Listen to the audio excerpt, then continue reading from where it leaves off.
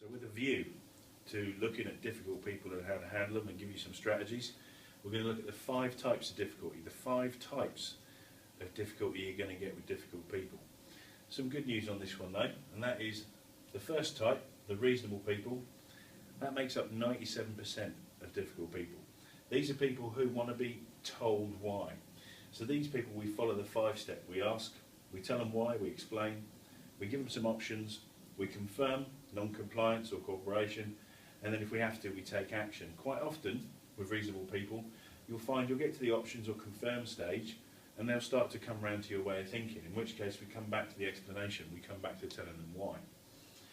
Below that, we have the attacking kind of difficulty, and these are people who employ very strong emotions when they're telling you no, and no matter how you try and explain it, it is quite simply a no.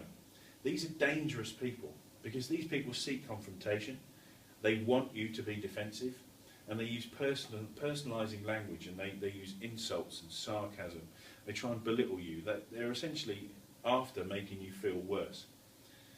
Be alert for these people. Prepare for action. Understand that they are attacking. The reason they're difficult is not just because they want to know why. They are attacking. They want confrontation. The third, the complainers.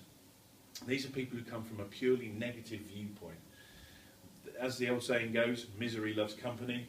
And they're less dangerous than attackers. Quite often they just need direction in where they can take their complaints to. And for this, you should be ready with a strategy. For someone else, they can take it to a manager or an online contacting system or an email system or a phone number. You should have a strategy in place for the complainers. Next, we move to the know-it-alls. Now, this is one of my favourite groups when it comes to difficult people. And the phrase for them is, I'm always right except when I'm wrong. And that is literally their whole mindset. They believe they are always right. That simple.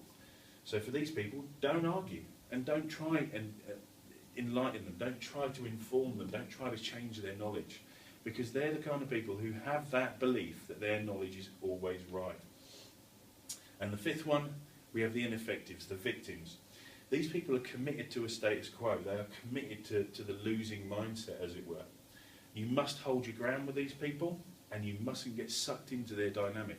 You mustn't become negative in your communication when you're dealing with someone who is essentially in a victim state. The good news again, 2 to 5 represent only 3% of difficult people. So the main thing to focus on is being reasonable, ask, explain, give them options, confirm, and then action if it's necessary. Thank you.